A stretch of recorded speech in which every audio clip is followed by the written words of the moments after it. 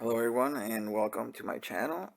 And for today's episode of the custom showcase, I'll be showing you the custom um, modifications that I made to this DC Direct Reactivated Batman.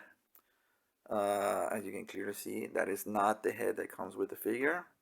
This is not the cape that comes with the figure, and there are other things that I made to it, not just those changes. Also, we are starting a new game, which is called Every Time I Bump the Camera, you need to take a shot of what it is, whatever that you have laying around. So yeah, let's get started. So, on this figure,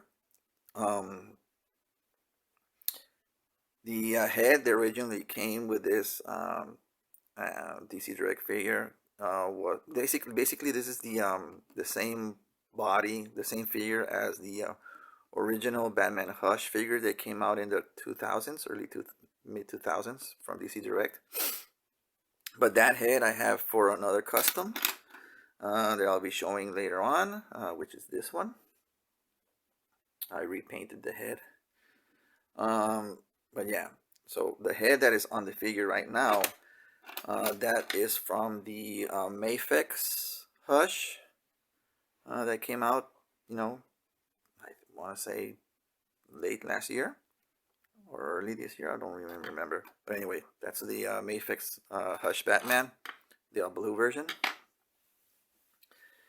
And the customs that I'm going to show you is, other than how I made the head attach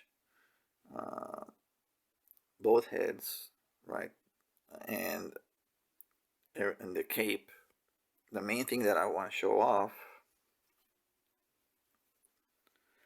is the articulation that I gave to the figure. So as you can see, I added a thigh swivel and I added a waist swivel, and the figure already had a forearm swivel on this one, so I gave it a forearm swivel on this one.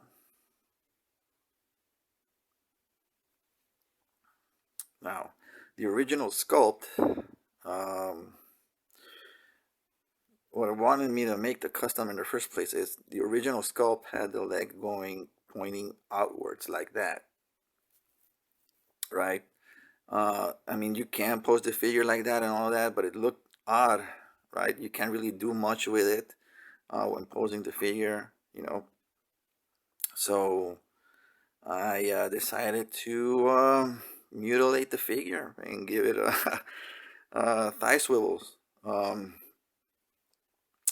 The key to doing this customization is you gotta make sure that when you are cutting into the thigh, obviously be careful of anything that is going on in this area as far as joints or pin, or however it is, ball joints, whatever is holding the leg and into the hip area, you don't compromise that. Like I had to be careful on the forearm with the pin. I didn't want to go in too far to hamper the elbow articulation, right? Let me show you what I mean. The pin goes down pretty much, I want to say right about here, just before going into the pin. I probably should have extended the pin going outwards into the glove a little bit more, but it still works. What I'm using as the swivel is coat hanger wire. It's resistant, it's hard enough to where when it's cut into short pieces, it's not easily bendable, and it's pretty resistant. Just make sure that whatever size drill that you are using to cut into and make the pinhole, that's the same size as the wire that you are using. So the key to doing this customization is just make sure to cut evenly throughout, and when you're threading the pin, to make sure everything is centered, because if you make your hole and it's off center, then your leg is going to, let me show you what I mean. On this one, I had originally cut a little off center right here. So when I put the leg on, it was slightly jutting, to the outwards. It was like this a little bit. So I had to re-drill, plug that first hole, re-drill, and get it right. And there it is. It's still, perfect. You can see there's still some gapping, but it's on the back side, so no one's really gonna notice. But if you can try and bend the wire a little bit, you can pretty much get a flat result. But yeah, so now when you're posing your Batman, both feet can be pointing forwards, when you're posing the figure. You can still stand them up pretty good, you can tell. But yeah, so there's that. The next step was fitting a new head for the figure. So like I said, the original head was used for a different custom. So I was using the head that came with this one, which is this one right here, which kind of looks like a Christian Bale Batman, in my opinion. Swear to me. So I had that on there for a while, but I had the Mafex Hush Batman, and I thought, well, let me see if those heads work, the alternate heads. The figure's only going to be using one at a time, so might as well put these to good use. So yeah, what I ended up doing is, in order to get the right pin, because this pin that came with this figure wasn't going to work, so I had to make my own.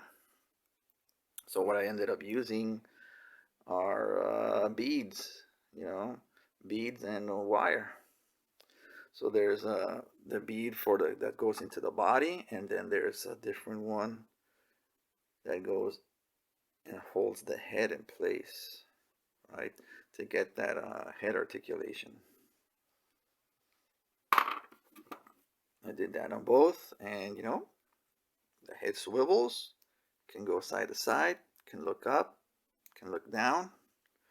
So you get all of the movement, and it's tight enough, but not so tight that you don't need to like heat up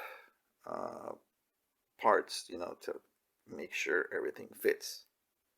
It stays on there pretty good.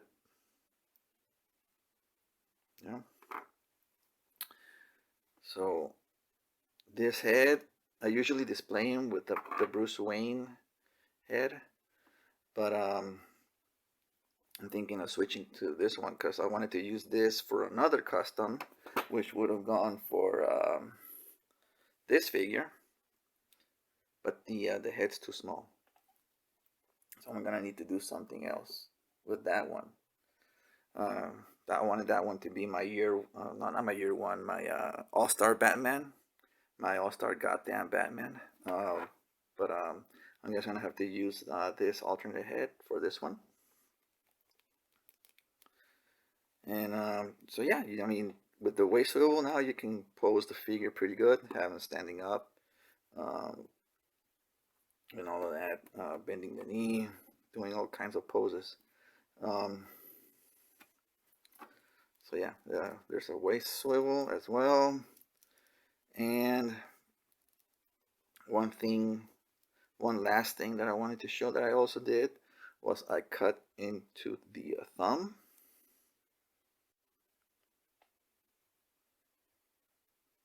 so that he can clench the cape.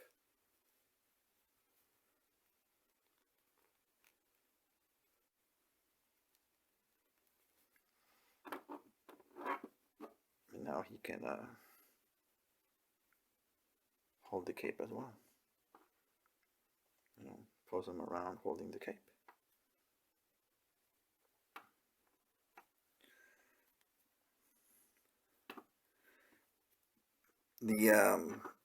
Now this is what I was trying to mention.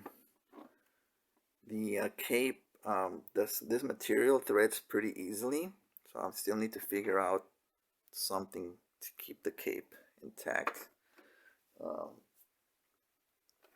But on this figure, you can't really replace the cape like other capes, you know, the plastic capes, because the piece comes, usually the head, the cowl comes in one piece, on the piece that comes from the rest on the shoulders, you know. But on this one, there was this everything here from the cape going down from the neck was sculpted on. So I just glued the cape on. There was a thin plastic in the back that I still used and retained, because there was a big gap when you remove the cape that comes with the figure. There's a big hole in the back of the you know, on his back. So I added some putty, painted it gray originally, but I didn't like the result, so I just used part of the plastic that came on the cape, re-glued it, and then applied the cape over the sculpting of the cape. That's why you can still see some of the molding there. But yeah, I mean, overall, it's you just gotta be careful when doing the thigh cuts. You know, you gotta cut at a 90-degree angle. You know, whatever it is that you're using to do the measuring, make sure that you cut, you know, in a 90-degree angle. Set the figure down flat, and then just go around it, you know, marking it off. You know, go around it, marking the area around that you're gonna be cutting into, and that's it. For the waist, it was pretty easy because there's a straight cut as well, kind of like the glove. So yeah, that's pretty much it for this custom.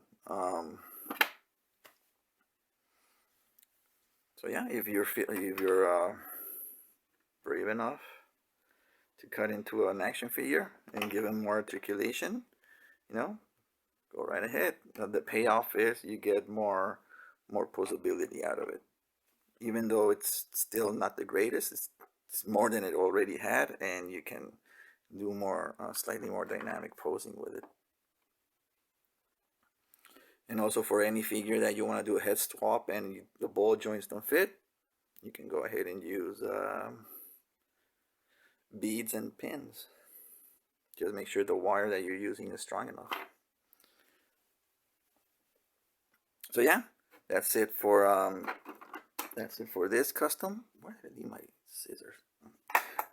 So yeah, thank you for watching, and I'll be seeing you in the next one. And take how many shots there were for all the times I bumped the camera. Later.